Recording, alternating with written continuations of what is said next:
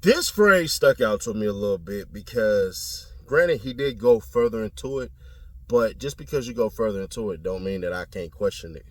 Closed proceeding to decide whether or not what's going to be released. Again, I'm going to release to you what the court believes falls within the acceptable range categories of release. It may be the entire transcript, it might be portions of that transcript, but I'm going to listen to your argument about that. That you don't get an open courtroom for, because I have to make a determination of whether or not first you get it, and then whether or not what basis you get it for. Now, let's take a little dive real quick into who Judge Glanville is. Let's go. Now, what I want you to look at, we'll just go through, and this is just from the Superior Court, Fulton County, Georgia. All right, so I'm going to show y'all what they put out. So just in case anybody's office ever contacts me again, you're going to see what you get all over again. Nothing but links to where I'm at, and have a nice day. So, Judge Earl Glanville, Chief Judge, 2005, all the way, present, Superior Court of Fulton County. 2022, present, Chief Judge, Atlanta Judicial Circuit. 1995 to 2004, Magistrate Court of Fulton County. His educations include Master of Strategic Studies, United States Army War College, 2008. So that's why when y'all be talking and everything like that, y'all dealing with an Army man. All you thugs want to talk about all this stuff and everything like that, that man would destroy you. So leave it be. Bachelor, History, University of Georgia, 1984. Now here's where Brigadier General Chief Judge, IMA, United States Army Court of Criminal Appeals, Commanding General, NATO Rule of Law, Support Mission Rule of Law, Field Force, Afghanistan, Adjunct Professor, Georgia State University School of Law, Private Practice, Earl Glanville, PC, Litigation Associate, Arrington and Hollowell, Senior Trial Prosecutor. This is where it gets good. Solicitor's Office of DeKalb County, Georgia, Senior Prosecutor Office of the Staff Judge Advocate. So remember, he was a prosecutor. Defense Attorney, United States Army Trial Defense Service. So he was a defense attorney as well. Adjunct Professor, University, Maryland, and City Colleges of Chicago, European Divisions. Prosecutor Solicitor's Office of Fulton County, Georgia. Probation Officer, Georgia Department of Corrections, Fulton County. Graduate Leadership, Atlanta. Imagine him as your probation officer, bro. That would be crazy. But yeah, that prosecutor part stands out real quick. I want to show y'all something and then bring y'all back for something. Now with that, you probably got to think to yourselves, well, damn, Seti Nash, all right, you showed us that, but what does that got to do with anything? I'm going to play y'all this clip of Glanville explaining why he basically is going to be sending out the redacted version of the meeting. But I got a theory based on Brian Still's lawyer that we'll get into. Run it. Anything else we need to take up at this point in time? Nothing from the station. Anything from the defendants? No, sir. Okay. Monday, the 1st of July. As I mentioned earlier, we'll bring your clients over. They'll be here. I'd ask counsel to meet 8F jury room for Monday at 9 o'clock. All right? Yes, Your Honor. For the in-camera review. And on that, Your Honor, again, and I know I said it, so I'm assuming that it's reserved, but Mr. Williams would like to be present. Yeah, you told me that already. Do you have any additional case law other than the United States Sixth and Georgia's Sixth Amendments? Georgia's Article 1, Section 1, Paragraph 12. I believe Mr. Williams, I need him there to review. I assume we're getting a transcript. I don't know if that's what... I'll cover that on Monday. Mr. Williams will be brought over, but the part that you all are here just for in camera, that's attorneys, because of the privilege potential that is that may be discussed, or no, I said not discussed, identified, and you all as lawyers are of course subject to the rules of professional responsibility. Third parties or your clients and other people are not. Okay, well, I pose that objection. And sir, if I have anything else, I will certainly reconsider that. But at this point in time, for that particular purpose, until we get through the in-camera review, I will, when the transcript is reviewed, the court's intention is to review everything for for Brady and/or impeachment. And then I will flag all those, and then anything else that you all wished for me to consider, you can mark, and then we can have a discussion about that. Okay, and I'd like it done in open court as well, in Mr. Williams' presence, of course, and in open court. Okay, I don't think he can do, until I identify it, Mr. Steele, and make rulings on it, he doesn't have the right to be present. You're the person that's present for him at that point in time because it covers privilege. It's just like if you had DFAX records, okay? You and Mr. Williams could not come to my chambers and review those records. You could, but he can't. Now, once I've ruled upon those, of course, I will copy whatever periods of the transcript, portions of the transcript that I believe are appropriate, and I will make other rulings in regards to sealing that particular portions which are not for any other review, and then you can take that to Mr. Williams, and all of you can talk about that. I understand. I just I know you've made an objection as to that, as to your client's presence, but for the privilege or for the in-camera review, he doesn't have the right to be there. I respectfully disagree, but I understand that we are in disagreement, but I'd also like to then wage what I said was an open courtroom. I believe that it should be done in open court as well, and that's under Article 1 and okay. the first in the. I understand that. I agree with you about the open court. I understand about the open courtroom. I agree with you about the respective constitutional provisions. I disagree with you about the in-camera. That doesn't apply to an open courtroom. The in-camera review of these records. So we'll just, like I said, if you got some case law, you got something for me to consider, I'll certainly look at it. But at this point, that's what my ruling will be in terms of your client's collectively presence. However, like I said, once the court makes those determinations as to which things are to be released to you, and I copy those transcripts for you, those portions or the transcript for you, then your clients will be here and you may take those portions and discuss those with your clients. Okay, and then we will have the rest of whatever we have in open court. Okay? Understand the ruling. Okay, all right. Like I said, if you have some case law you want me to look at something, I'll certainly look at it. Because I believe that under United States and Georgia Constitution and Presley, it's a voir dire issue, but I believe this should all be done in open court, not in a closed courtroom or closed chambers, jury room. You are correct about anything else, but when you're dealing with a matter of privilege and or depending upon the type of records you're reviewing, not everybody gets to see those. And that's where we disagree. That's not an open proceeding.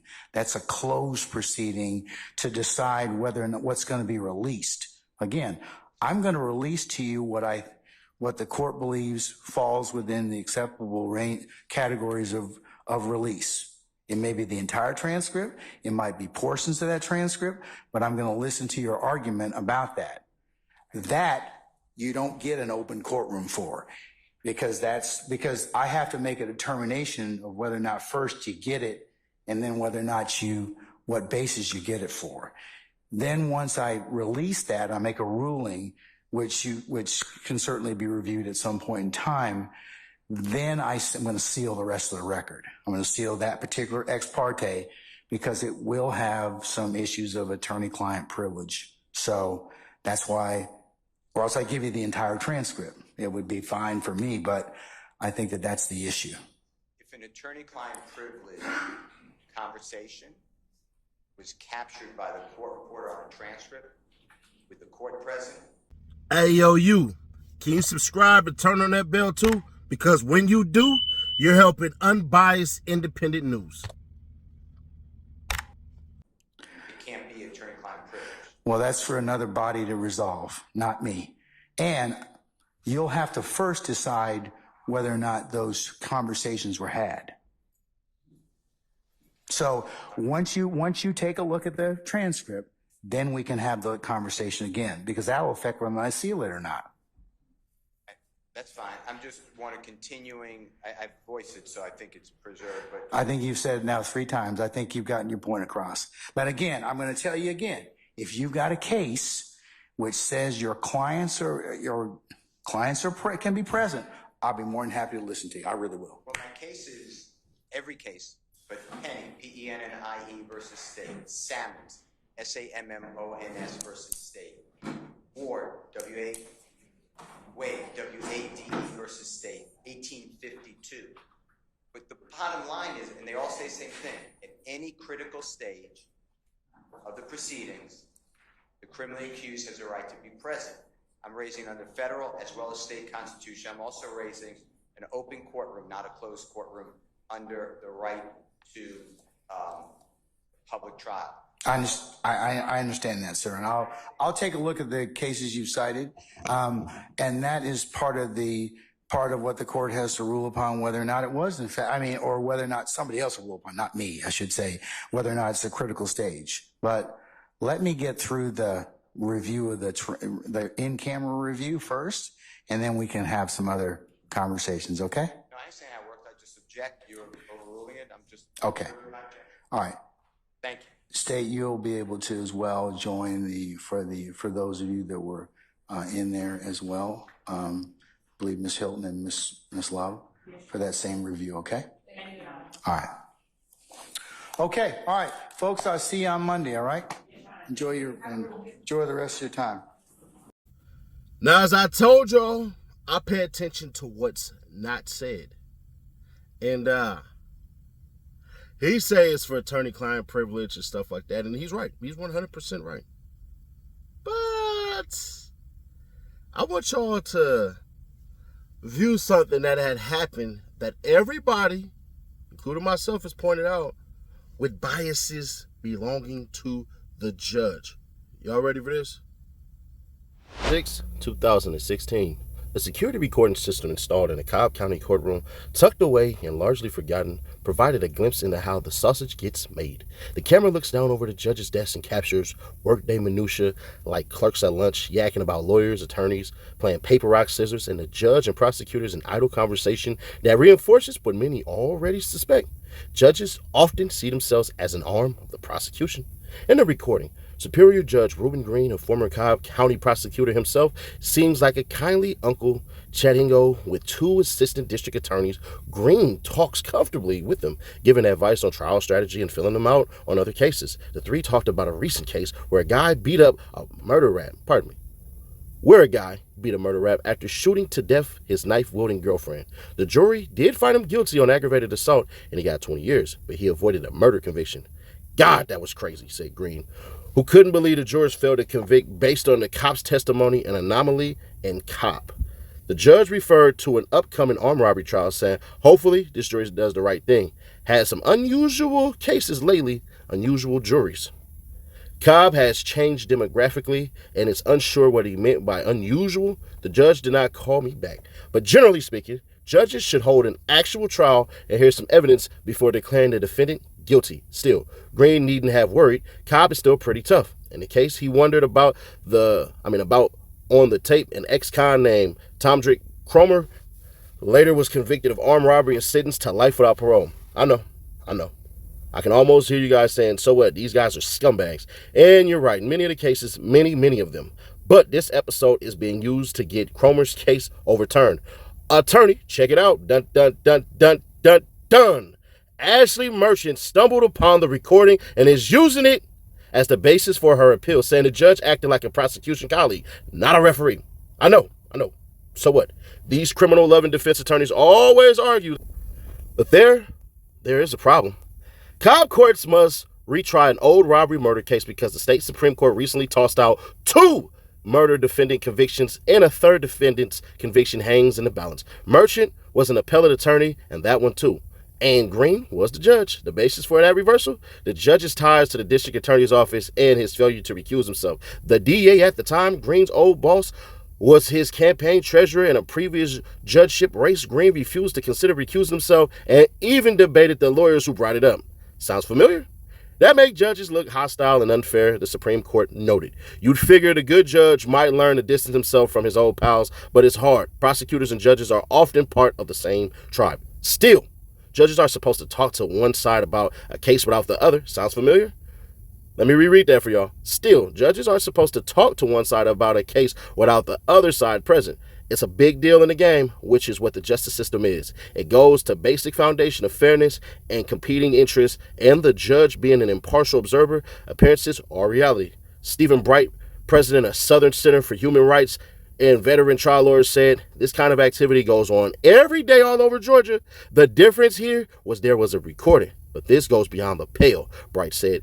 It's like the umpire going into the dugout to be the coach. I think he should resign. If he wants to be a prosecutor, then go back to the prosecution's office. Vic Reynolds, Cobb's DA, says people often see judges coming from the prosecution ranks and say, how in the world can they be fair? All they have done is prosecute people. But I have seen a majority of former prosecutors who become prosecutors make a double effort to bend over backwards to be fair, said Reynolds, who was a cop, prosecutor, judge, defense attorney, and now the DA. J. Tom Morgan, a former DeKalb County DA and now a defense attorney, said most judges are pro-prosecution because that's the pool they come from. Prosecutors are groomed on that path. A judge is the next step. In essence, the prosecutory ranks are AA ball for the major leagues of judgedom.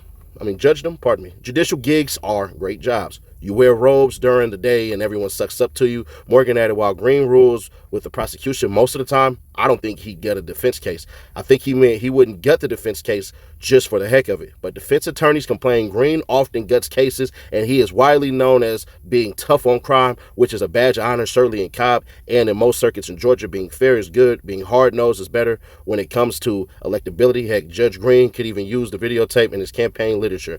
And that leaves Ashley Merchant, the lawyer who started it all. She is becoming known as a legal agitator, which makes changes for the good happen, but it's not necessarily a great career move in the clubby land of criminal justice. I'm a wreck about this, she said. I'm definitely sticking my neck out. I'm worried about being hurt professionally, and I haven't broken any rules, except the one that says, don't stick your thumb in the eye of a judge where you practice, but it keeps the system honest. And I believe that's one of the plays. You see, Brian Steele, to me, right now, and it's not a bad thing or something like that, is throwing his stuff as well. We can all agree, right? I think we can all agree to this, that the jurors are witnessing a shit show. But we all can agree that the damn DA's office, instead of death by 1,000 cuts, are trying to throw shit to make it stick. It just doesn't seem like it has any feng shui, no motion, no way of just going about the right way. The flow is off. But also, I could say the same thing about Steele as well, but in a more positive way. Y'all got to remember, if it's error by the judge and the lawyers in a mistrial, Thug goes home.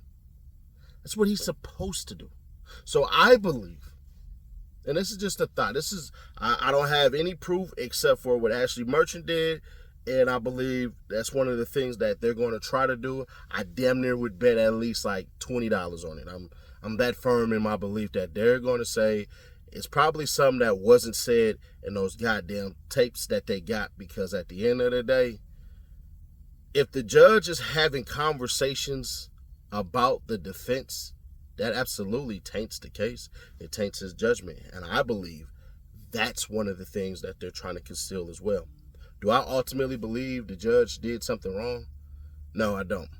But I'm man enough to know that even if I am wrong, hell, I could go ahead and admit I'm wrong. But I just feel like the judge might have said something slick. It might have got picked up and stuff like that. I don't believe it's 100% about the attorney-client privilege. I do believe that plays a massive part, but I do think a tiny percent of this is 100% that the damn judge sat up there and probably jokingly said something inappropriate about the defense team. And that right there is enough to get you a mistrial.